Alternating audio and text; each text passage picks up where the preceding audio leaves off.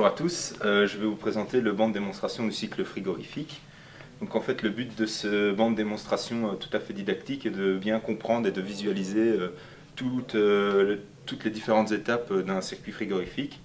On retrouve ici tous les éléments principaux dans un cycle frigorifique et ça afin de bien comprendre les notions de surrefroidissement, surchauffe, compression, etc. Qui peuvent être très importants dans un cycle frigorifique au niveau de la régulation. Et ça permet de bien comprendre et visualiser ce qui se passe concrètement dans une installation frigorifique qui sera à usage peut-être plus industriel ou quoi. On va commencer notre circuit frigorifique par le compresseur, qui est cette grosse boîte noire juste ici.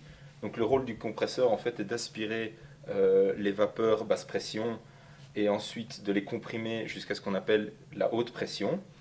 Ensuite, les vapeurs à haute pression vont continuer dans la tuyauterie et vont arriver jusque dans ce qu'on appelle le condenseur.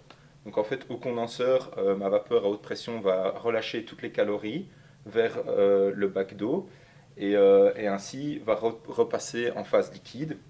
Et ça qui va se faire vers la fin du condenseur. Alors une fois que qu'on sera revenu en phase liquide, le fluide va continuer, va passer par la bouteille de liquide, qu'on appelle aussi réservoir.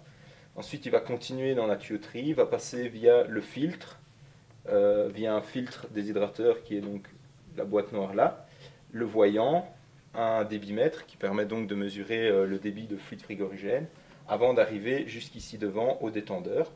Donc le détendeur, lui, a la fonction exactement inverse du compresseur et va permettre en fait au liquide en haute pression de passer en basse pression.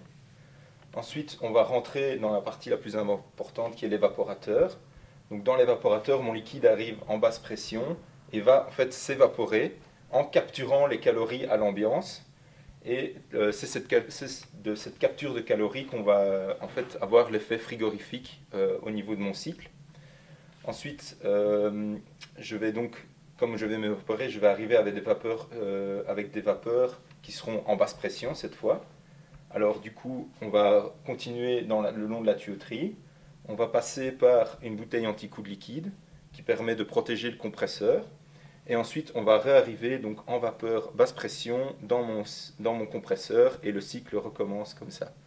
Alors on peut voir également divers éléments tels que des thermomètres qui ont été placés et que l'on peut en fait faire afficher sur l'afficheur via des petites prises bananes. Il y a aussi différentes prises de pression via des pressostats qui nous donnent différentes pressions à différents endroits du circuit, nous donnant ainsi des informations importantes pour régler mon circuit. Alors, toutes les calories sont prises et rejetées via un système de circulation d'eau, en fait, qui se trouve ensuite dans le bac d'eau, là en dessous, et via un système de pompe, ce qui permet en fait de prendre et de rejeter les calories et d'avoir un bilan énergétique nul. Je vous invite à visiter notre site www.itl-cta.be afin de poursuivre la découverte de nos équipements techniques et notre catalogue de formation. À bientôt au CTA, Serge Journet.